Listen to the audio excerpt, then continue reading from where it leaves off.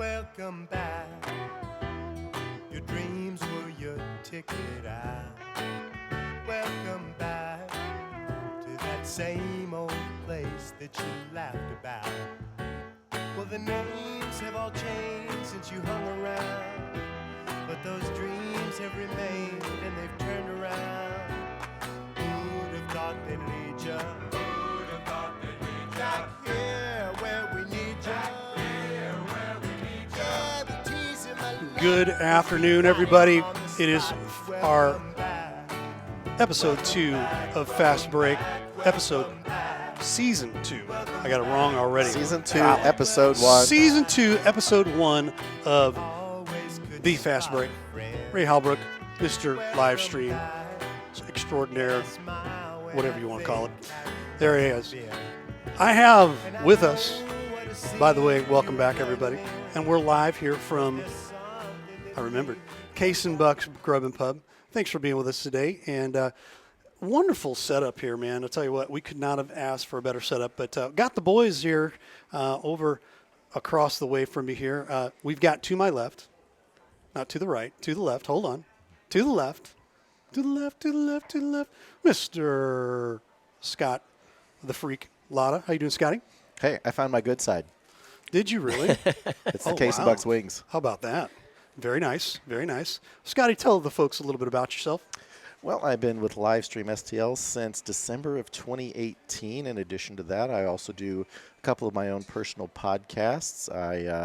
I'm an avid Cleveland baseball fan. Don't make me say the new name. Don't The make Indians. Me. It's the Indians, isn't it? The Indians, it is, forever. And live here locally and a big supporter of the local basketball scene. Absolutely. And then we've got to his right, his left, my right.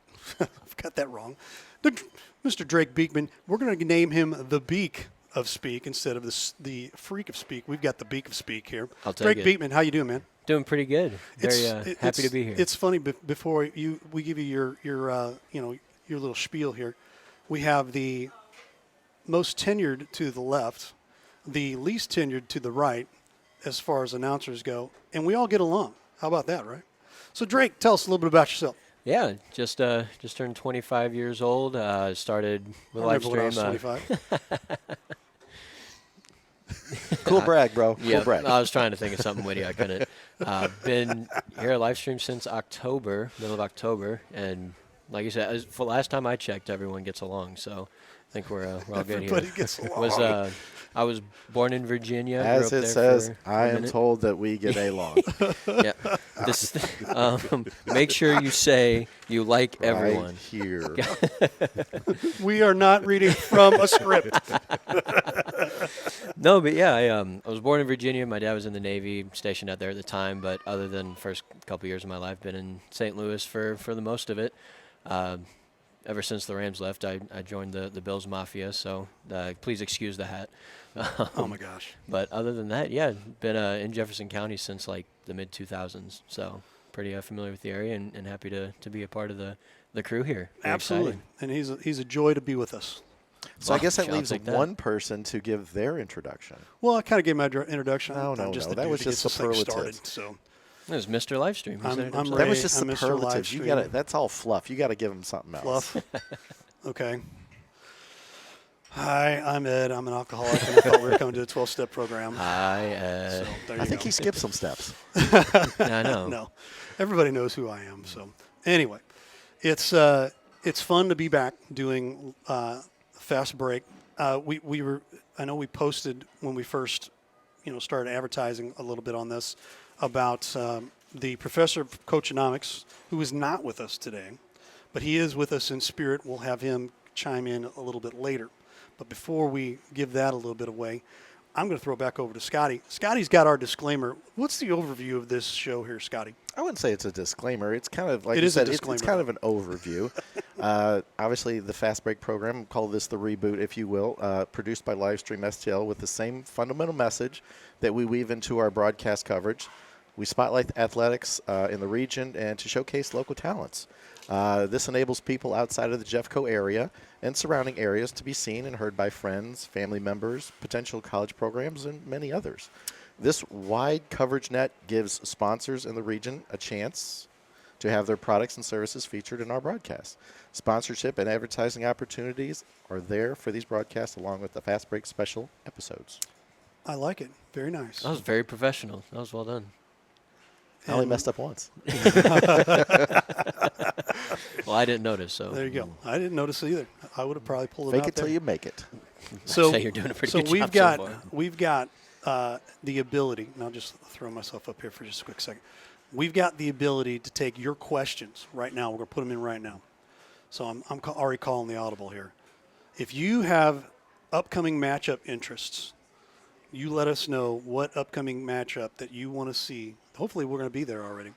And then also, what games have you enjoyed so far that you've been out to? We're talking about basketball. It could be high school. It could be Jefferson College. I mean, it could be a wide array of things. But, you know, put it in the comments here because we're only on Facebook today. So I'll be able to pull it up a little bit later. We will get, by the way, Rob Beekman's on there. Is that your dad? Sweet. That is. Hi, Dad. What's up? How you doing, Dad?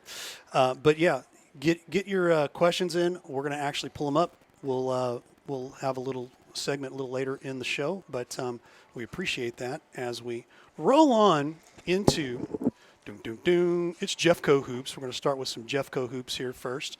We're going to talk about both teams, you know, first year back for the men, but we're going to start with the ladies first. You know, one of the things that I just kind of realized from last season, you know, Coach C.B. Walker, which, by the way, coaches both the boys and the men's and the women over there at Jefferson College. And, you know, we've seen a handful of games. It's been really good. Most of the stuff's been pretty decent. But starting with the girls basketball, you know, they started off last season pretty rough with the new coach, kind of getting used to him and everything and all that fun stuff.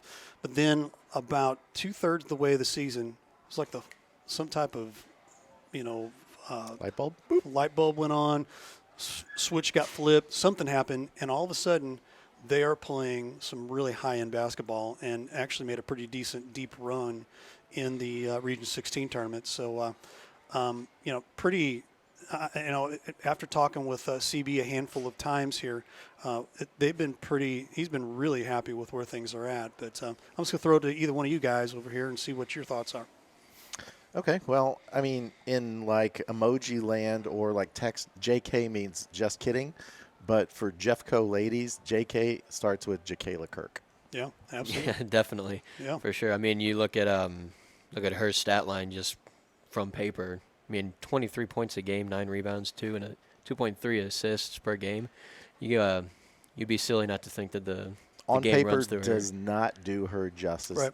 If you are in the area and you know you want to support the Jeffco Vikings, go watch Jacayla Kirk and her team play. Coach Walker has them running like a well-oiled machine, and it is entertaining. And Jacayla, we accidentally snubbed her one game. Yes, we she did. had a solid game, but her teammate just outplayed her a little bit, we thought. And then the next time we broadcast, she went off. I think she had like a quad double. Yeah, yeah. I actually saw her real quick here. I actually saw her Thursday night, and she was with Coach Walker over at Festus girls basketball game, and you know, CB kind of gave me the nudge. Coaches are really good at lobbying. Let's just put it that way. Well, and most of it's in a good way. So you know they all know what I'm talking about. But he was kind of nudging me. He's like, "Hey, Jacayla, we need to get her on that player of the game." You know, and I'm like, "Yeah." I said, "You know, we really snubbed her that last game and everything." But you know, and I guess the reason why I thought we'd already had her. So we try to you know be fair, but you know get at the same time get out there and you know get other kids involved and you know try to share the wealth, if you will. So, and I think the one time she got snubbed was when Felton had like one of those games where she was, you know, fast breaking and she was making steals and getting transition points. And it wasn't that Jacayla didn't have a good game. She had a very solid game, but it was just like Felton just seemed like she gave the team a little bit more of a spark. Right, right. Drake, your thoughts again real quick? I know I cut you off there. Well, it just seemed like the Last Dance with Michael Jordan. She just took that one personally. So she had to, next time we came out and saw her play, she was like, all right, I see what happened last time, but this time I'm going to make sure that you know that I'm here and I mean some business. She said, this time it's personal. Sorry, Chiquela. Lean we'll in definitely for have her dramatic on here real effect. quick. We'll definitely have her on here in a little bit.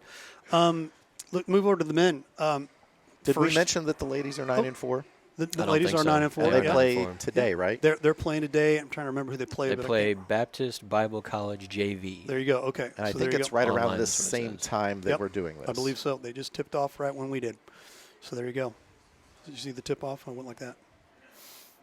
Well, did you win it? Not quite sure yet. We're trying to figure that out as we Yeah, I go. guess we'll find out. I'm So- sensing a whiff. And no possession. No, 9-4 in the season. You know, they've had some really good games. Those 4 losses I know have not been blowouts by any means. So, I mean, you know, kudos to the Lady Vikes, and we'll definitely have, you know, more games coming up. If I believe the rest of the home games for the men and the women, don't quote me on that, but I believe the rest of the home games. You heard it here You first, heard it here folks. first. We are going to be covering for Jefferson College. Thank you to Thurman Law Firm for that. Nice. So there you go. Yeah, so, you know, 9-4 for the girls. Moving on to the guys real quick. Guys, they are, what's their record again there, Scotty? I have them at 6-8. That's 6 the and word 8. on the street. Okay, 6-8. And, you know, first year, you've got to kind of take a pass in a lot of areas. There's some programs, you know, that come back, you know, out of nothingness, and they don't win 6 games in 2 years. Right, right. I agree with you on that. And so, you know, they're competitive. They're competitive, you know. And the mixture of talent that they have, some local here, some that, you know, from we got one guy from Australia on the team out there. They call him the Thunder from Down Under. And, you know, they've got so many role players. And what I love about it is CB's doing a really good job of allowing them to trust themselves, but him trusting them too. And that's where it started, you know. So I believe that they're going to have a pretty decent team faster than I anticipated. Well, they're kind of blending some local talent that maybe that would have, you know, scattered to the 4 winds because there wasn't a local outlet. But now, like you said, with Jeffco coming back into the picture, you've also got some players that you maybe were a big fish in a small pond, and now they're kind of having to understand, okay, basketball maybe is a little bit more, you know, okay, this is my role. You know, it kind of fits in with this, and CB's gotten them to buy into that very early. Yeah, Drake? Yeah, I mean, just looking at this specific season, I mean, they've played North Arkansas College twice, one down at their place, one here. And sure, maybe there's a little bit of going down, playing an away game might play a little bit of a factor into it. But the first time they played in North Arkansas, they lost by 15. Right. They come back, play at home, they only lose by 4.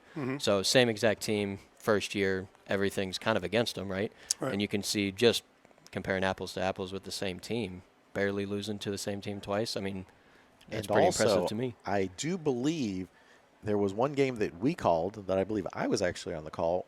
They would be 7-7, but they lost to Butterbeater. Butterbeater? Butterbeater. It was, Butterbeater.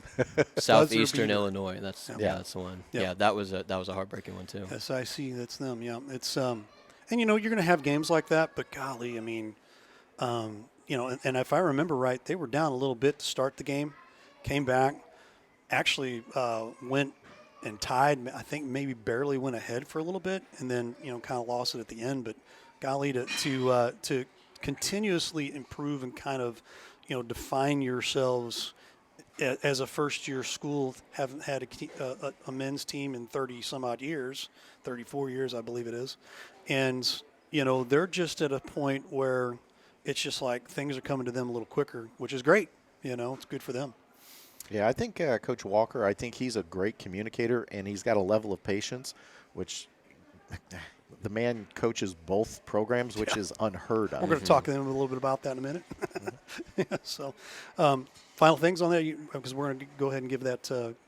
I would just implore the community, if you're a Jeffco alum or if you're just in the area, go check out their games. Yep. I mean, it is an exciting product. It's competitive. and they're only going to get better. Yeah, and if you can't make it, we'll have the games, I believe, from here on out on live stream STL as well. So we have up now a interview with Coach CB Walker. Here it is. Hey, welcome to Fast Break here. Our very first guest today is Coach CB Walker from the Jefferson College Lady and Men Vikings basketball team. Coach, how you doing today? I'm doing well. How about yourself? Awesome, awesome. For those that don't know CB Walker or much that's going on over here at Jefferson College, we've had the privilege of, streaming and being the broadcast company out there for a lot of their games. And, appreciate you coming on here to Fast Break. And we just wanted to know right off the bat, I get a lot of questions from a lot of folks. How in the world is CB Walker pulling off two teams at one time? And how is he doing? Is he able to actually function still at this point? Actually, it's not as bad as everyone thinks, honestly. Coming into this, when I originally got the job, I knew this was going to be the game plan. One of the biggest things that I preach with both of my groups is family. We have a thing out right now, 2 teams, 1 family. And a lot of our stuff that I do with them is similar as far as, practice plan, the way we, the style of play, et cetera. So, for me overall, I got a great group of help, with my assistants. The athletic department, support me very heavily, so as well as the school in general. So, for me, it kind of just makes my job easy when I have so much support and help. And then you also know, getting that love and support and help from home, from my wife and my kids. So, for me, it just kind of makes things easier for me, honestly. Absolutely, absolutely. A little background on CB. Vashon graduate here locally. You've been on a lot of different places out to Wabash Valley, and then somehow you end up here. And let's talk right away. You took over last year for the girls basketball team. Started off kind of rough, but by the end of the season, you really started seeing the team gel. This year, they're 9-4. Given your background at Vashon, your game style seems to be a run and gun and pressure type of team. Was that the plan from the start? Is this the style you're wanting to develop as a culture for the Lady Vikings moving forward? Basically, the question we're asking: are you bringing St. Louis style basketball to Jeffco? I am. I like the run and gun. I like to play aggressive. What I try to explain to them, like, you guys have the freedom to kind of go make plays within our offense. I don't like to necessarily have to slow them down a lot. But when it comes down to that part of the game, we definitely can do that. But, for the most part, we're going to be aggressive. We're going to get up. We're going to try to run. We're going to, create chaos on defensively so we can, create turnovers and get out. So overall, man, it's fun. It's fun to watch. Definitely at the girls level, it's fun to watch for sure. When you're getting up and down and you're playing hard and playing aggressive. So that's the ultimate goal, is to continue to bring that type of energy, that type of effort here to Jeffco. Sure. It looks like this season your recruiting style went towards more of a depth strategy more than anything else. Was that intentional this season? It definitely was. Being a college athlete that I was too, and now on the coaching side, you can run into a lot of things. You're talking about injuries, you're talking about eligibility, you're talking about people just realizing this wasn't a good fit for them, all the way down. So, for me overall, I wanted to make sure we had the numbers there. So that way we wasn't really skipping a beat, when we sub or if someone else is out. So yeah, going into the summer, talking to Coach Roberts, that was my ultimate goal, to make sure we were deeper than what we were last year. So that way, everybody would have an opportunity, but we also have fresh bodies, and, just in case some things happen with injuries and so forth, we'll be ready to go because we were deep this year. Yeah. You guys are halfway through the season right now. I know you're probably gearing up. You've got conference games coming up here, regional 16s and things like that. Region 16 tournament, you guys had a pretty good showing last season. What's it going to take to make the deep run again this year? I actually just mentioned this to my girls yesterday. I think we have to continue to come together as a group. We got to continue to trust, what I'm doing and what they're doing out there on the floor. And ultimately, like, we have to want to win.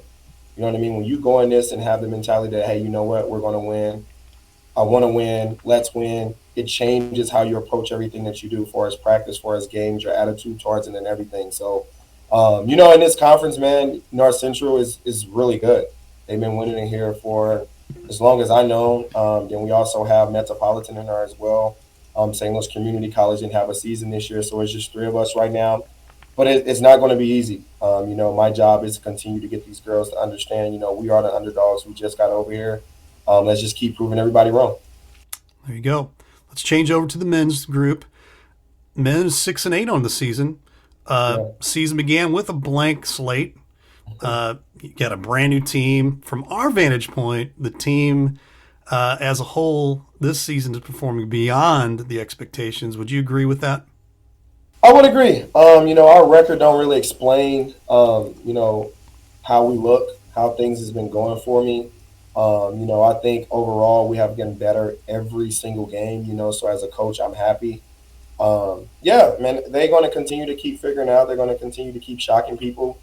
Like I kind of made the statement last year with the girls, and kind of in the same way with the boys this year. I don't look at the record. I look at how well we continue to grow as a group, and where we at towards the end of the season. Absolutely. You've recruited a handful of local talent, folks that we've covered in the past, and they've been put to the test. They seem to be not having any issues and any problems with the transition into college basketball, and they're a big part of the team contribution-wise. What are your thoughts on this so far? Maybe your assessment of the local kids. They've been great for me. Yeah, I kind of mentioned this to Coach Isaac. With those three, they come in and do their job. They don't complain. They just come in and do their job. And it's hard to find a lot of kids nowadays to do that and want to embrace their role. And I think that's one of the reasons why they've been very successful for me here at Jeffco, because they embrace their role. They don't complain. They just go out there and do what they got to do. Starting with Gabe. Gabe has been an exciting player in high school. He's starting to translate that over a little bit in college as well. Same way with Cole. Cole was known as a shooter. He's finally starting getting his legs back under him as well, as far as when he was playing football and everything. And Kobe's just been a workhorse, and he's showing that he can do this, continue at this level. I actually call him, our little Draymond Green, because he's everywhere, stats-wise, points, rebounding, steals, deflection, assists. He's everywhere. So those three guys has definitely been a key part of what I'm trying to do and what I'm looking to do.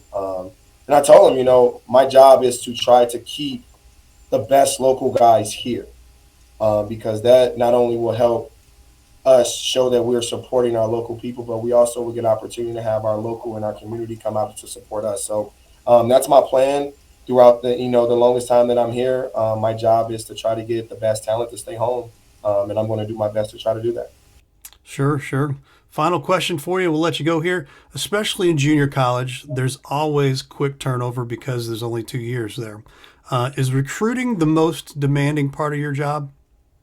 I would definitely say so, because you're talking about making sure you're getting the right fit, making sure this is where somebody wants to be. Because like we talked about before, you can get here and it's not like what you thought it was, or you thought it would be better, et cetera, et cetera. Playing time, like it can check almost every box. So for me, again, being a player and being an assistant and now a head coach, I want to make sure I get the right kids that want to represent our program, represent their family and represent themselves. So the recruiting aspect is very big, very key to me.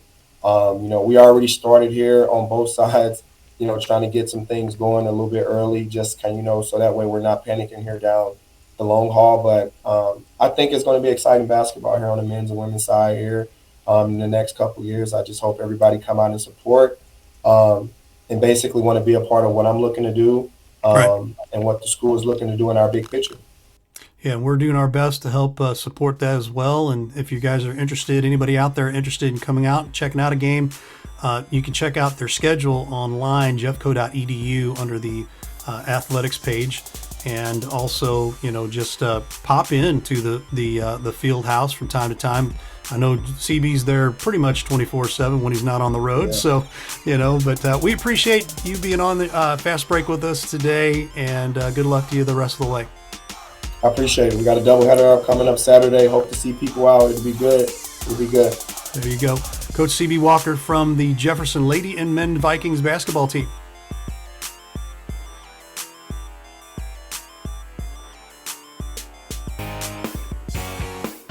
Hey, y'all, it's Jeff from Case and Bucks. Thanks for watching the games today. We appreciate all your business all year long. Don't forget, we've got awesome wings. We got amazing burgers. We got salads like you wouldn't believe. Come check us out. We have barbecue on Thursdays. We have Southern Nights on Wednesdays. We've got bingo on Tuesdays. We can't wait to see you all. Thanks a bunch, and we look forward to having a great summer with y'all.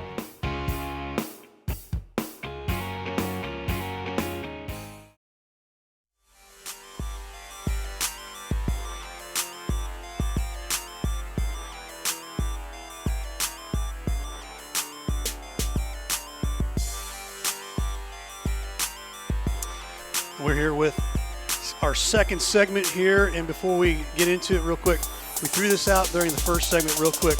We have the ability to bring up your questions online here, so if you have any upcoming matchup interests, let us know. Put it in the Facebook page on your comments. We'll pull that up and we'll maybe discuss it a little bit.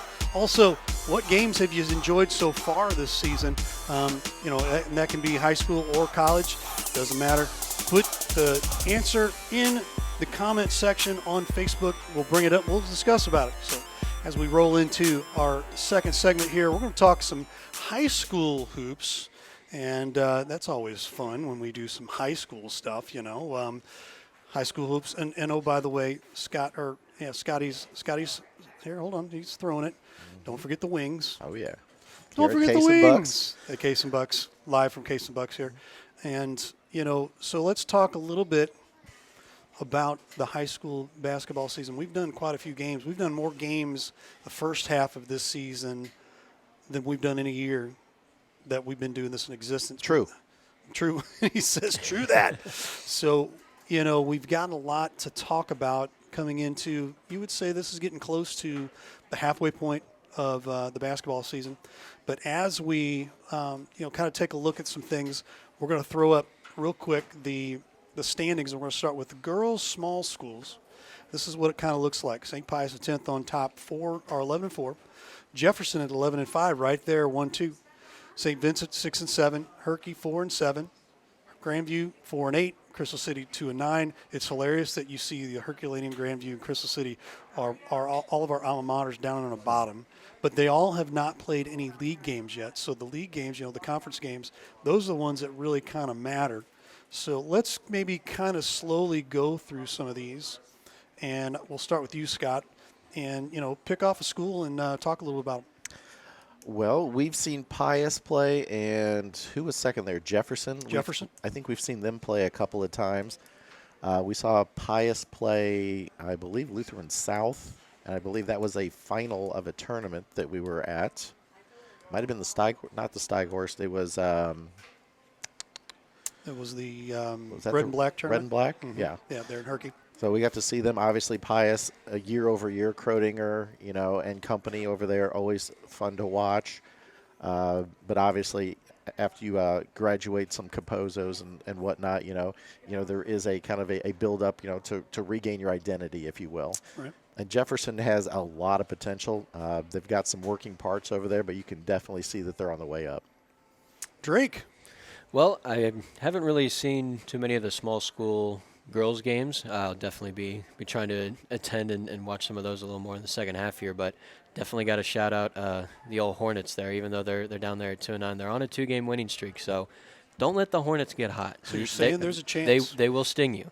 Wow, there you go. I like it. And like Ray said, you haven't even gotten into conference, league action yet. Absolutely. And, just taking a look at some of these, you take a look at the whole thing here. St. Pius, they're kind of have been the favorites, I think, have been all year. Jefferson really kind of coming on here. We haven't really seen a lot of Jefferson yet. I think we only covered one game. St. Vincent, we haven't covered any games. Herky, we've covered a few. You see a little bit out of that Jarvis girl. We know her a little bit. And I'm trying to think. There's what was the game there. that we just had canceled? Was that a Grandview girls game? It was Grandview and Grandview Crystal. Yeah, but I think that was boys, if I remember right. I think so, yeah. So that was supposed to be Friday, and supposedly we were supposed to get some pretty bad stuff and didn't show up. So go figure. So, but Herky, and we haven't seen any Grandview, we haven't seen any Crystal City yet. So we're actually looking to see Grandview and Crystal City next week. I know there's, you look at Grandview, you've got that a Wakeland girl over there still left. Cat. Cat Wakeland. And, Crystal City, they always have one or two that you can always count on to put up some big points. But, right now I think definitely taking a look at the schedule here and the records, it's going to be a St. Pius Jefferson shootout, and we'll see how that comes together because, St. Pius, you still got Capozzo there, you still got Crodinger there, you still got, a lot of They running have a gun. younger Capozzo. It's not Riley, though. It's not Riley. It is a younger Capozzo. And I think there's a Blankenship over there as well. Sounds and trying to think, Charlottesville over there as well. So, I remember some of those kids. And, Jefferson, you got some great talent over there. That Leah Ott girl, she's always a big point scorer. And others. So it's going to be fun to see what the Jefferson County Small School is going to end up being when it's all said and done. Let's move over to the. That's the wrong one. Ooh, We'll just start right picture here. It was picture in picture just for a second. The large school girls, we have Hillsboro 4-0, 12-2 on this season. Perryville 6-3, 2-1 on the season. Windsor 7-5, 1-3 in the division. Festus 11-5, 1-2 in the division, and DeSoto 3-13, 0-2. We saw a great game in the just literally a couple days ago, and that was Hillsboro kind of taking care of business with Festus. But Hillsboro right now, you've got the Haley, and what's the other girl's name? The Hilton girls. Ashley. Haley and Ashley. Excuse me. And pardon me because I'm horrible with names and I don't call the games, so sue me. But And it is what it is. Kaylee. It's Kaylee Hilton and Ashley Hilton. Kaylee Hilton and Ashley Hilton. So there you go. I get so many kids, and I'm sure parents are you think pounding maybe me they up, need to change the name of the school to Hiltonboro? Hiltonboro. Ooh, could be for at least this season. So, but yeah, let's take a look into some of these other schools. Obviously, we do not cover Perryville. Perryville just does not bring out any kind of stats, so they're not giving us stats. We're not giving them any time. Sorry to be like that, but it is. Windsor, Festus, DeSoto, Perryville. Okay, Hillsboro. Let's take a look into all of these guys. And Scotty. So far, we've seen from that list, we've seen Hillsboro play. We've obviously seen Windsor play. And those are the two that really kind of jump out. They're both coached very well. They both just kind of defensively, that's where their intensity starts, and then that kind of translates to the other end of the court. Yep. Anybody else? Yeah, I mean, you look at the solely on records, the Hillsboro girls, when you look at it, guys and girls, they got the best record in the whole county. So they're definitely looking dangerous. I would say, obviously, with Festus, even though they're 11-5, but they're 1-2 in league play so far, those numbers are kind of a little bit skewed. I would expect them to be toward the top of that table as far as the conference schedule goes by the time everything's said and done. But similarly with the 1-2 punch for the small girls school, it looks like it's going to be Hillsboro and Festus kind of gunning for that title towards the end of the season. It's been interesting because you've seen some really, really good games with Windsor as well. You can't count them out. They've got some really good shooters over there.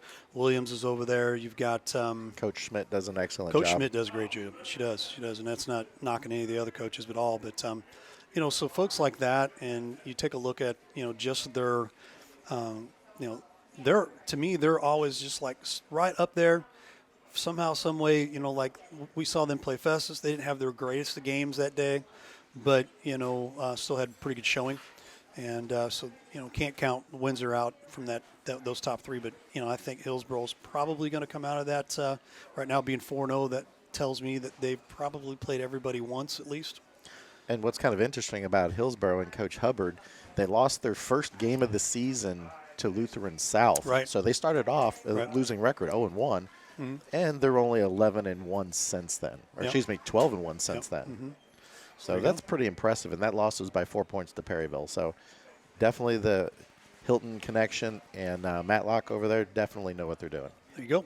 Let's move over to the men, gentlemen, ladies, not from the ladies to the gentlemen, the boys.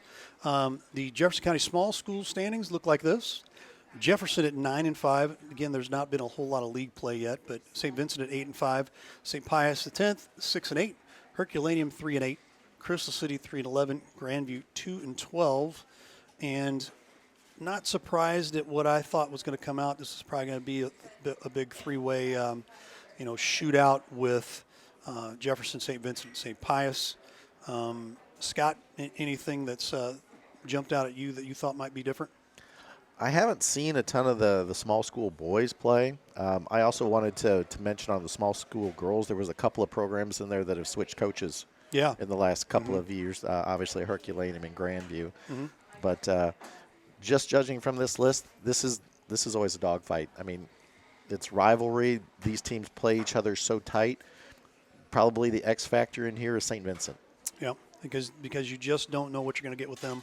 And, it's just one of those things. 1 year they're up, and they're playing flying high, playing great ball. The last couple of years, not so much. But this year it looks like they're starting to build back up, so that's kind of scary. And Drake. It looks like, sorry, Drake, No, but go ahead. Herculaneum missing Gabe pretty much this year so far. Yeah, big time. Drake. Yeah, I was about to get into Herky a little bit too. That's the smaller school that I've seen the most. With Tanner Duncan, I know we're going to talk about him a little more here later on. This seems like the Herky team in general. They've got like one or two seniors, I think, that play a lot of minutes. So they're definitely a younger team. So you'd hope that here in the next year or two, they're going to kind of develop and have a little more experience to make a better run. R7, Jefferson R7 there at the top. Obviously, Nate Breeze, that whole team kind of goes through him, and I mean he's the real deal. So definitely expect them to be up there just because he brings his A game every single night. But yeah, with St. Vincent not really knowing a whole lot about what they do, like you guys said, you just never know with what you don't know. So again, St. Vincent, Perryville, they do not provide stats, so we have a really hard time talking about them if there's nothing to talk about, unfortunately. Moving on to the fourth and final Jefferson County large school boys. This is an interesting one here. You see Festus at 8-5. They started out 4-4, 0-4 if I remember right, and then they won 4 in a row. They've kind of bounced back and forth here, but 8-5 ever since they got their football guys back. 3-0 in the conference. Hillsboro 6-4, 2-1 in the conference. Windsor 8-5, 1-2 in the conference. DeSoto 7-9, and Perryville 0-9. And, it seems like every year you see kind of the flip-flop between Festus, Hillsboro. Windsor's always right in there, dogfighting that whole thing. But it's a three-way dogfight this time around, I think, again. Scott, your thoughts? Well, I think those top three right there, Windsor boys, they always have great guard play, and they play up-tempo. They're one of those, depending on the night, they can beat anybody, but then they can also turn around and be like, they have some tough losses where they're like, on paper, they shouldn't have lost. Right. But Festus and Hillsboro, obviously Festus is like really ridiculous to try and beat at home. That second game we saw, it looked like they were beat. And then they found a little fire, and boom, at the end, they pulled away. It was quite impressive. Absolutely. Drake. Yeah, absolutely. The DeSoto team, I think, similarly to what you were talking about with Windsor, it seems like they almost live and die by the three ball. In most games, the McClinton brothers, they're really good at shooting the ball. So if they're a little bit cold on the night, then things might not go their way usually. But the DeSoto Dragons, I think that they're kind of an underdog here. If they can just figure out a couple of things and apply them every single night, they could be looking a little dangerous. Well, you look at that 7-9 record. I mean, who knows? I mean, a game here, a game there, they could, flip-flop that. Exactly. Right. You caught me middle of taking a drink here. Thanks. Appreciate it, guys. Here we go. So, my thoughts on that whole thing there, you take a look at some really, really cool talent here. Lots of, and we'll take a look at our top 5 scorers here in the next segment, so we're going to kind of tease that. But let me go back through here real quick. Festus, Hayden Bates has been kind of their spark plug. For Hillsboro, you saw is it Noah Holland? I believe it is. I'm trying to remember. You say for Windsor? For Hillsboro. Oh, Hillsboro, sorry. Again. Windsor, are you going to go Cash Bates? Cash Barnes. Cash Barnes? Cash Barnes. And, the McClinton brothers there at DeSoto. One little, tidbit I just saw a couple days ago one of those McClinton boys hit a 3-pointer for a buzzer beater. It was pretty sweet, pretty slick shot. And so I give don't care him what kudos program you are. That happens. Right. That's exciting. Right. Oh, 100%. Absolutely. Again, before we get out of here for this segment here, we want to hear your comments. Upcoming matchup interests. There are a lot of great games coming up.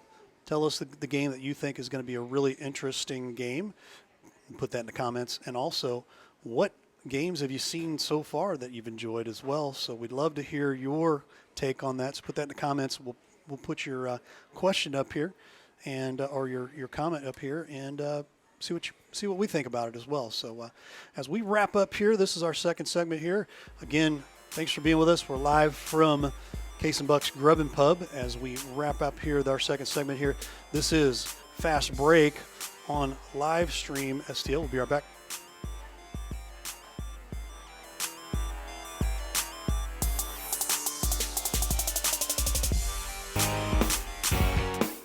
Hey, y'all, it's Jeff from Case and Bucks. Thanks for watching the games today. We appreciate all your business all year long. Don't forget, we've got awesome wings, we got amazing burgers, and we got salads like you wouldn't believe. Come check us out. We have barbecue on Thursdays. We have Southern Nights on Wednesdays. We've got bingo on Tuesdays. We can't wait to see you all. Thanks a bunch, and we look forward to having a great summer with y'all.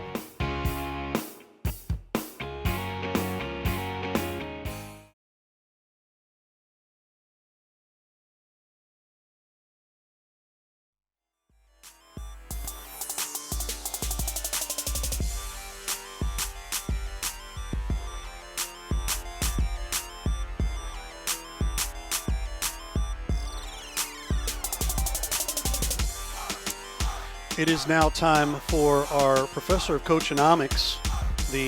What do we call this segment here, Scotty? Ask the Professor. It's called Ask the Professor, and obviously the professor is not here. The professor is not in. The professor is not in. He's out of office. Ask the Professor. Let me put up there we go. But even though he's not here, we're going to bring him on virtually, kind of, sort of. We've asked him a handful of questions. And the reason why Coach Lee Richardson is not with us today, he has been given an opportunity to coach again, and he decided to take it literally yesterday. So we wanted to give a little bit of a breaking news, if you will, over at, of all places, Lewis and Clark Community College. He's going to be maybe kind of an assistant scout type thing. So we're excited to see him move on to back to coaching and doing what he loves. I mean, you just can't take the game out of that coach. And so we do appreciate all of his efforts. He's been out with us doing a lot of, games from time to time just to stay out there. And he actually got saw on one of our broadcasts by Lewis and Clark, and they swiped him up and said, hey, so the deal was they've got a situation over there where they've got a coach that has moved on. They brought in a really young, 27 years old for doing community college. That's a really young coach coming in. He just needs some help, and I think Coach Richardson's going to be one of those guys that kind of helps season him quicker. So invaluable resource goes right across there. Yeah. Yes, absolutely. But we're going to continue this with the Ask the Professor spotlight, if you will, and we brought our crack team, meaning the Freak of Speak over here, Scotty Lotta, the ability to ask him a handful of questions ahead of time, and so we did that. So I'm just going to, throw it back over to you here, Scotty. You're going to ask the questions, and we're going to bring the professor in with his answers. Okay. And before we kind of jump into the segment too deep, wanted to say congratulations to Coach on getting that opportunity. Also wanted to give a shout out to Jeff Whitener and also Matt Bates, who hopefully are on the mend, part of our integral part of our team. So hopefully everyone's on the upswing on that. There you go. Okay. Here's question number 1. So pose this question to the coach, and to frame this, we're looking at basically those next line, 6th, 7th, 8th grade players who are looking to make that next jump, whenever they get to high school. And these are things we were asking the coach for them to focus on. So when coaching younger players, at what level should they learn to play a zone defense, and which particular zone is the easiest to implement, was the question. The zone defense question is interesting because it's a debate in basketball circles, something of a debate. school of thought is younger teams and younger kids, they shouldn't be playing zone defenses because it takes advantage of again, younger offensive players who aren't strong enough to, say, pass over it, pass through it, don't understand movement without the basketball. So if you've ever been a youth basketball coach, and I'm included here, you've probably cheated a little bit by playing a zone defense to take advantage of those things. But younger kids need to learn the basic fundamentals of man-to-man defense, and when they get older, that'll all apply to every zone defense they ever play. And as to the easiest zone defense to implement, I think the 2-3 is pretty ubiquitous there. Most kids don't know how to play a 2-3. Doesn't mean it's going to get played well, but it's really easy to install. But again, I think I respect coaches who teach zone, especially at the older levels. But at the younger levels, I think we should be emphasizing man-to-man. All right, ubiquitous. What a name. Somebody's Googling that right now. What does that mean? It's a solid word. That's a quarter word. We call that. You get nickel and dime. That's a quarter word right there. Ubiquitous. All right, Scotty. Question number 2. Next question. For players who do not have access to programs, like the traveling, camps, et cetera, what are some of the helpful solo drills or skills to work on at home or at a public court? Players who don't have access to camps or clinics or other programs, travel ball, AAU, there's two really simple things they can do that require almost no resources. One, get a inflated basketball, find a flat surface, and get out and just dribble. Practice your ball handling. There's all kinds of drills you can find on the internet. Your coaches can give you a list and demonstrate them for you. You can see videos on YouTube and just dribble. Take 10, 15 minutes every day and work on your ball handling. And the other thing is find just about, maybe a 8-foot wide section. I used to do this in my room when I was a kid. Just get down in a proper defensive stance and for 30 seconds, just slide to one end and then just as soon as you hit the right side, push and slide to the left side. And do that for 30 seconds and try to increase the number of reps you can do. Because if you can handle a basketball, and by the way, when you're doing those dribbling drills, keep your head up so you can work on your court vision as well. And if you can move your feet and stay in front of somebody defensively, you're going to be an asset to any team you play for. Good answer. Sounds like a coach. That's why we're picking his brain. There you go. Question number 3 looks like this. How often should a player practice their free throws, and how many should they shoot in succession? Free throws. Players should be shooting free throws every single day, practicing your free throws. Should be practicing all your shooting every day, amen. But always great way to warm up at the beginning of a practice or a shooting session or a workout. Get some free throws up there, and then also a good way to end it as well. But the couple drills I like the best. One, I always tried to hit 7 in a row before I left my workout or my practice. 7 in a row. Now, for younger players, that may be a lot. You might want to adjust that downward to 5 or even if they're really young, 3. But 7 in a row for a high school player is pretty appropriate and time efficient. And a high school player may want to do more than that. And then also 25 out of 30. If you can hit 25 out of 30 free throws in practice with a little game slippage, you should be able to hit 70 to 75%, maybe even a little bit more. And these days, that's shooting pretty dang good from the free throw line. We had that conversation before here. Scott's like, dude, I can't barely do 5, So it's kind of one of those things you've got to kind of, adjust that accordingly, if you will. 7 in a row. I might as well just go buy a lottery ticket. I got better odds. I was going to say, I can miss 25 out of 30 pretty easily. Uh-huh. But he's right. That's what they're looking for. 7, at least 7. That 7 is the big name for. I'm going to need that contraption that they've got, that's got like the big nets all around and then there. shoots it back at you so you don't Right. have to. Yeah. Because I'm hitting the side, it's going over there, then I got to run it down.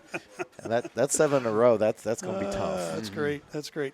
Final question here, and this is our Ask the Professor segment, and here is the question.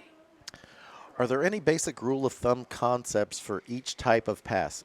Chest pass, bounce pass, baseball pass, 2 hands, backspin? I love the question about passing because it gets into micro skills and this is, you got to break it down for younger players. So just actually throwing a pass, you want to have the thumbs kind of go from a thumbs up to a thumbs down position. You get that snap of the wrist. for a nice solid pass. But the three fundamentals for passing a basketball are, one, you got to pass with your feet on the floor. You do not want to go airborne very often and try to pass, because then the defense has you timed up because you're in the air and you got to come down and release the ball before you do. So pass with your feet on the floor, and then you want to pass to a target. Make sure you're passing to the correct target. And then finally, you want to pass with a zip, not too hard, not too soft, but a nice ping to that pass. And then I'll throw in the 3 rules for catching passes as well. You want to catch the ball with your feet in the air, because you want to land in a balanced position and ready to attack with your pivot foot and stepping foot in the proper position. And then you want to catch with your eyes. We think about catching a ball with our hands, but you really got to catch it with your eyes and see it into your hands.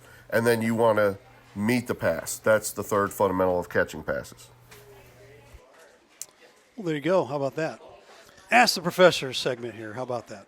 And that is why he is such an invaluable resource. He is, absolutely.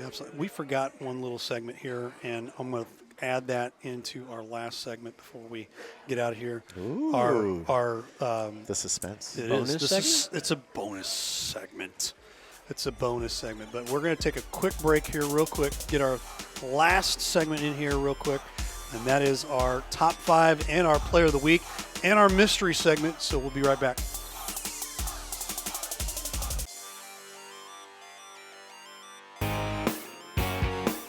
Hey, y'all, it's Jeff from Case and Bucks. Thanks for watching the games today. We appreciate all your business all year long. Don't forget, we've got awesome wings, we got amazing burgers, we got salads like you wouldn't believe. Come check us out. We have barbecue on Thursdays. We have Southern Nights on Wednesdays. We've got bingo on Tuesdays. We can't wait to see you all. Thanks a bunch, and we look forward to having a great summer with y'all.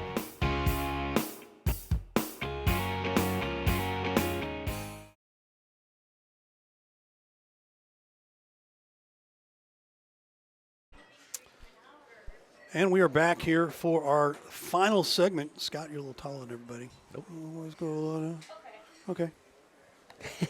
That looks really weird. No, we all look Not the first time I've heard we all that. look like we're on a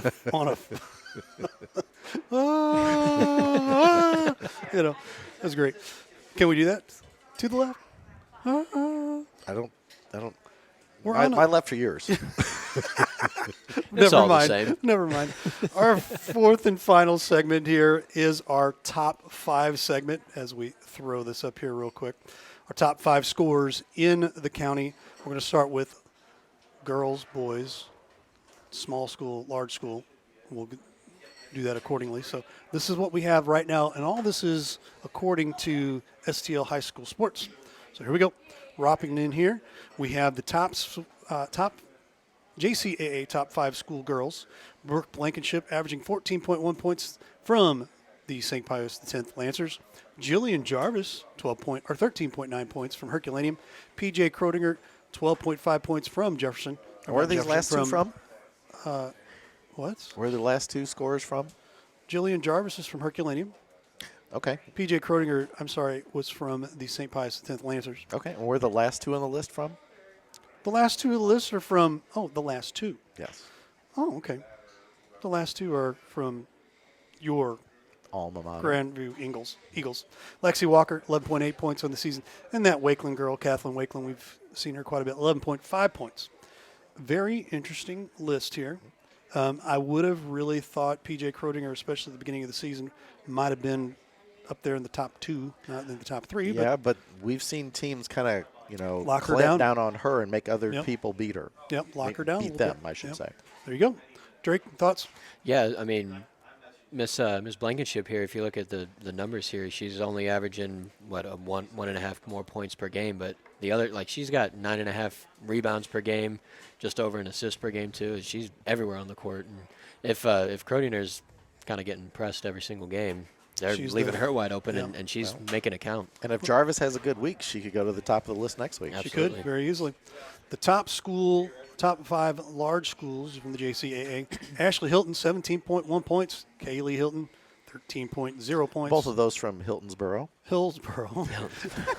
Adriana Mancuso from the Windsor Owls at 12.3 points. Alyssa Rock from DeSoto. We haven't seen her yet, but I'm looking forward to seeing her. 12 points a game. And Eliza Skaggs, who we've seen, she's a scrapper there. 10.4 points on the season. I mean, you just can't get away from those Hilton girls, and you can see proofs in the pudding is what they say right Combined there. 30 points a game. That's Yep. that's not bad average. I'd say that's pretty good. Yeah. Absolutely. JCAA top 5 small school boys. Nate Breeze, the Nate dog. I bet you his dad would be a great dentist. I bet well, it's his mom that's the great dentist. I bet his mom would be a great dentist. Yeah, his mom's a great I dentist. bet his dad is a lousy dentist. He's a pretty good basketball Yeah. coach, I'd say. Nate Breeze, 22.6 points from the Jefferson Blue Jays. John Whitman, 21.3 points from St. Pius X. Cannon Bolton, we've seen his name quite a bit. I wonder where he goes. Yeah, he goes to Crystal City. He's doing some great stuff Little there red for football. and black over there. Yeah, Yes, right. sir. Weston Hopper, 16.9 points from the Grandview Eagles. And Tanner Duncan, 16.0 points from the Sure, Herculean somewhere Blackcats. Mama Dunk's like, yeah. Yeah, I neglected to tell her because I wanted her to see it. So hopefully she's going to get to see it. I'll maybe give her a little poke a little later on getting that on the Facebook waves. Which, by the way, we still don't have any questions or thoughts on the Facebook waves. We'd love to have you on board. I have 0 right now, so we're leaving it open for you. Here we go. Next group is the large school. Top 5 large boys. Colin Diebold from the Seckman Jaguars, 25.4 points on the season. Stephon Higgins from Northwest, 22.1 points on the season. Noah Cash Barnes, 17.1 points. Hayden Bates, 15.7 points. And Evan McClinton, 13.2 points. And I believe Evan McClinton was the one that hit that three-pointer for the buzzer beater earlier or late last week. And I Guys. believe I've seen all 4 of these top 4 scorers in person. Yep, I've seen every single one of them as well. There you go. I've seen every single one of them. I've seen all of them, but Noah Barnes right there. I mean, I don't know if we ever really mentioned Northwest here at all during the stream just yet, but that's Stephon Higgins. He is everywhere all the time. We were there at Northwest when Herculaneum came to town, and he was on both sides of the ball. I mean, he'd get 3-4 offensive rebounds in a row and end up getting a bucket or drawing a foul to shoot some free throws. I mean, him and Drexler as well. He was our first player of the game, I think, in the first basketball game we did against Festus. I believe so. I believe you're right. They're that 1-2 punch for Northwestern. They're 2 solid players right there. And they're kind of rebuilding their program as well. Yeah, absolutely. Rebuild is an understatement. Very much so. The Northwest Lions, they are really turning the ship around there. Colin Diebold, I'll mention this for Colin. We saw him a couple weeks ago against Festus. Had a great game first half. Second half, unfortunately, they kind of shut him down, and Festus was able to pull out a come-from-behind win against them. We will get to see him again here next week, so kind of looking forward to see Colin Diebold. Stephon Higgins, you said enough there. Noah Cash Barnes, the kid is just solid. Hayden Bates, solid again as well. Evan McClinton, one of those kind of a quiet kid that puts up a lot of points. So there you go. So that is our top 5 segment, top 5 scorer segment, as we are getting close to wrapping things up here. Let's pivot just a minute. I want to go back to the high school basketball. We missed an interview, and I'm gonna give the interview on who this is here. This is Mr. Dan Johnson from the Festus Tigers. We just kind of picked him up real quick and said, "Hey, could you jump on your phone here and interview with us real quick?" And it's kind of an impromptu interview. It's so impromptu. He wasn't quite shifty. He was a little unshifty with the camera, so there's parts of him kind of cut off. So it's his rookie debut for this one. So, but you know, Dan Johnson, great coach. He's been in and out of the conference here and stuff. But we just wanted to kind of get a real quick catch up with Dan Johnson. So here that is. Hey, it's our fast break segment here, our high school segment here. We've got Coach Dan Johnson from the Festus Tigers with us on the line here. Dan, how you doing, my friend? Doing well. Thanks for having me. Awesome. Hey, Dan, you know, we've kind of kept up with you over the last handful of years. You were over at Hillsboro for quite a while, jumped over to North County for a year or two, and then you land in Festus this season. You're taking over for a pretty tenured coach there in Jason Therrell, and then he ends up hiring you. So take us through what that might have been like the last year or two. Yeah, it's been a pretty interesting journey here over the last few years. Leaving Hillsboro after 12 years kind of was a tough thing to do, but felt like we had an opportunity down at Bonne Terre, down in North County, a similar situation where Jimmy Palmer had left as the head coach and became the athletic director and brought me down there. And then, throughout that year, we had our same house and we were kind of going through, the grown up problems about how to move and economies and different stuff like that. And throughout that process, Jason got the athletic director job after Eric Allen retired, and it just, seemed like a perfect fit. And so we pursued it, and, we're fortunate enough to land at Festus, and, we're loving that decision. You've taken over here at Festus. You took a little while to get your football players back, but now you guys are starting to rock and roll on a 4-game winning streak right now that I was taking a look at. You guys are 8-4 on the season. Take us through what kind of team you have right now. When what did you think you were going to inherit, and what do you have right now? Well, at North County last year, we played Festus twice, so I kind of knew, kind of what to expect and who was coming back and those types of things. Not everybody came back that was able to. So, but you did mention the football guys. We had a lot of those guys throughout the summer. Got to have a good summer with those guys. But our football success, carried into the first couple of weeks of basketball, which is always a great problem to have. And since those guys have gotten acclimated, now we're starting to kind of find our footing and kind of figure out who we are, what we're good at, what our challenges are, and trying to play to our strengths and try to play away from our weaknesses. I think the kids have all bought in well. Coach Therrell already had a great culture set in place, so it's just on me to try to figure out what to do with the pieces, and I think we're headed in the right direction. So since you've taken over, has there been a lot of change, or did you kind of on purpose not make it change? Has there been much of a difference between a Coach Therrell coached team versus Coach Johnson coached team? I think there are probably, some significant differences. I think that, the way we, see players and evaluate talent and that kind of stuff is very similar, and probably the way we see the game.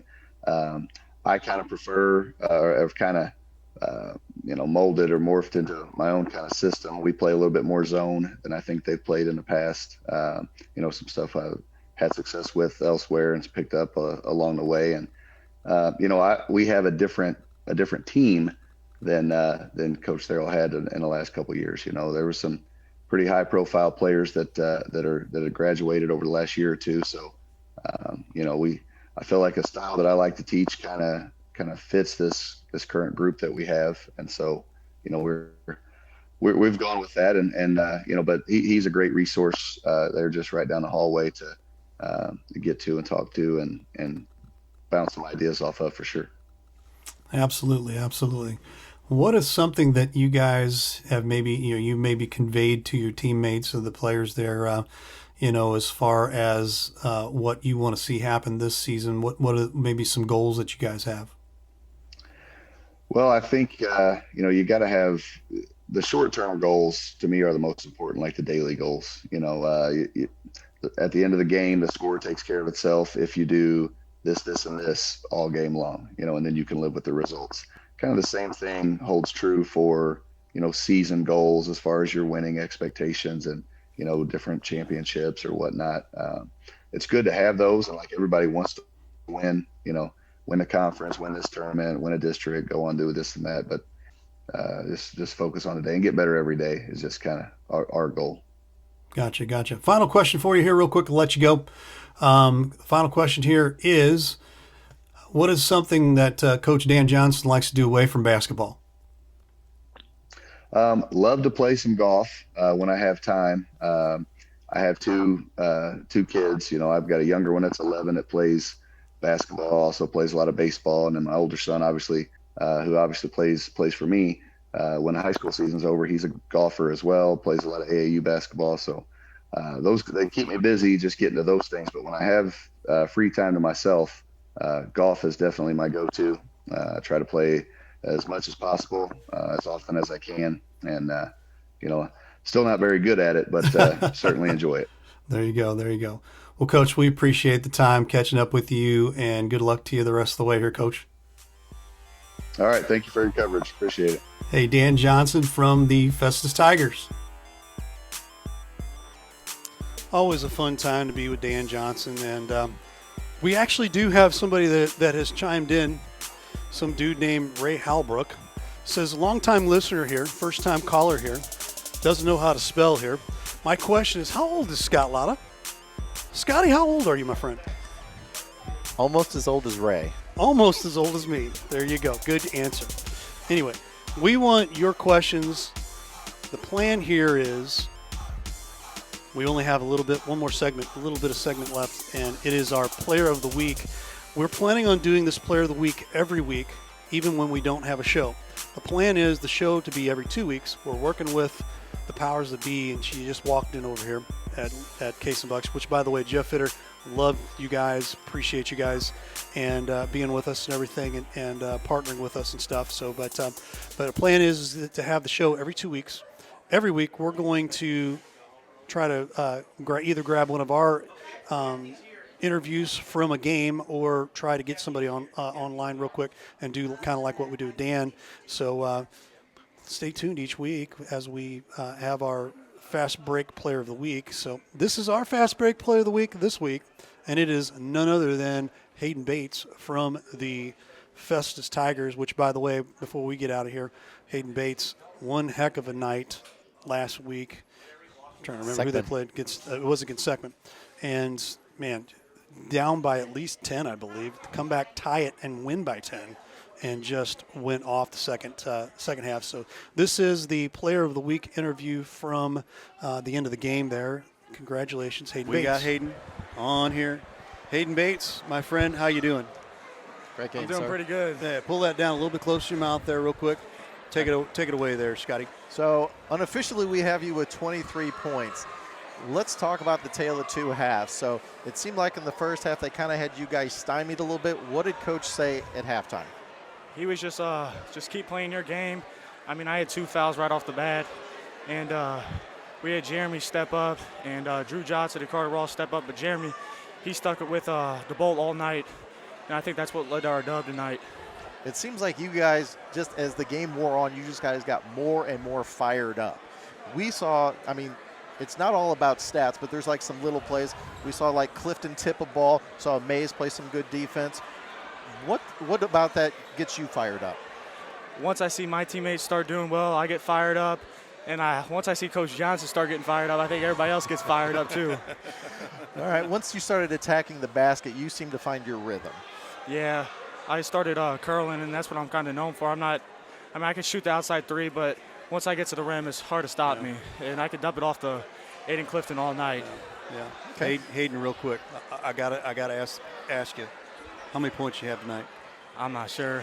I know you had more than 20. We talked about this before. I said unofficially before the game. 23. Yeah, unofficially 23. Yeah. I asked him before the game. I was like, "Hey man, how you doing, man? How many points you think you're gonna get?" "Oh, I'm down." You know, he says, "I haven't had a couple of bad games and everything." He goes, and I told him, I said straight up, I said, well, it's time for a breakout game. And I said, "How many do you think?" He goes, 20.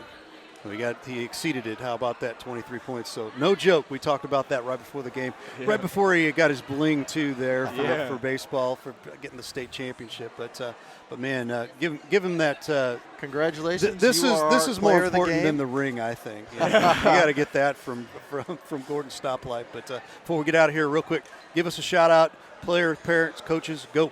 I want to shout out my mom and dad to get me to this point, and then Coach O for putting me in the weight room. And I think that's made me an outstanding athlete. And then Coach Johnson, Coach Noble, and Coach Harrell for pushing me every day in practice. Awesome. Well, Hayden Bates, you're our player of the game. Enjoy the win, 66-56 over Seckman, my friend. Appreciate you. It's Hayden Bates from the Festus Tigers as we wrap. There we go. Great interview with Mr. Hayden Bates. And, well, guys, we've wrapped up Season 2, Episode 1. And we'll reevaluate, and we're on to Cincinnati. That's not good. We're getting reevaluated. We're going to Yikes. reevaluate and Already? be back to Cincinnati. Hey, all these coaches leaving, all these different places and stuff. I can't even say we're on to Cincinnati. He doesn't coach anywhere anymore. How about that, right? So it is what it is. But, well, I thought it was a good show. It was fun.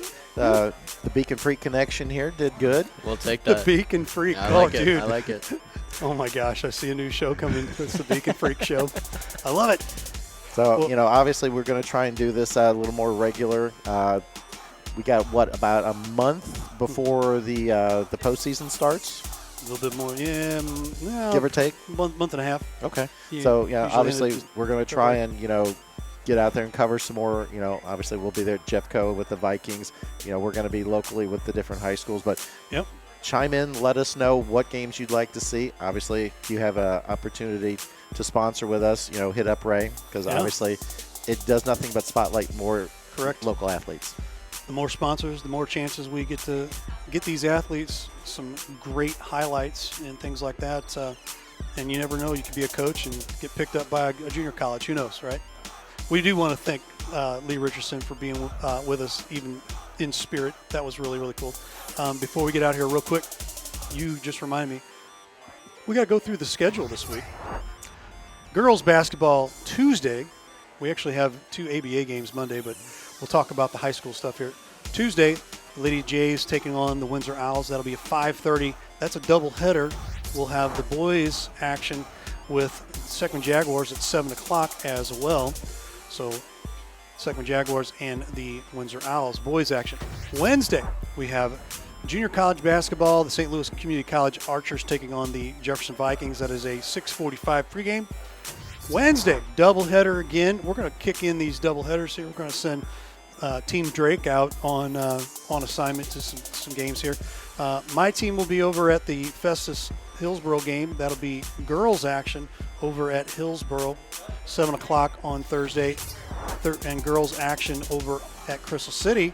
Drake, this will be interesting. The Grandview Crystal City team, we're going to call that now. Oh, my goodness, yeah. It is. And we're both going to be there. There you go. So Wow. Grandview Eagles taking on Crystal City Hornets. That'll be Thursday. That's the other part of our doubleheader. Both these games, the Hillsboro Festus and the Crystal City Grandview game, at the same time. They will both be on Facebook, YouTube, and X on Livestream STL. That'll be a 6:45 start-ish. And then we wrap up Friday night with another doubleheader, but that will be a doubleheader all in the same place. Jefferson Blue Jays taking on the Herculean Blackcats. Girls action at 6:30, boys action at 8 o'clock. Whew. That's a lot of games. Deep breath. Take a deep breath, because here we come. And again, if you're interested in helping us with sponsorship, we'd love to have you on board. Be a sponsor. Give us a call, 314-852-4398. Livestream STL@outlook.com. For Ray Halbrook, for Scotty Lotta, for Drake Beekman. All of us here at Fast Break, we're saying so long. We'll see you in a couple weeks.